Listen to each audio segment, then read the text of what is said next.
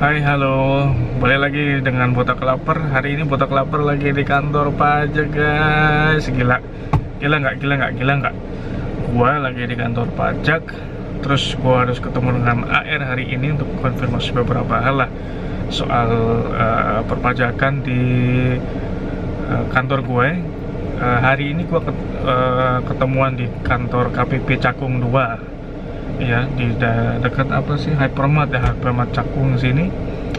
Dan gua akan ketemuan bareng dengan konsultan gue dan sama tim gue sih. Nanti ke dalam kita akan ketemu AR, akan konsultasi beberapa hal terkait dengan perpajakan kantor gue.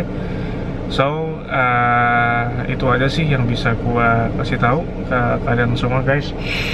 Doain ya, mudah-mudahan nggak terlalu gimana gitu soal perpajakan ya. So, itu aja dari Botak Lapar. Nantikan terus di channel gue di Botak Lapar. Lapar cuy. Bye bye. Ciao.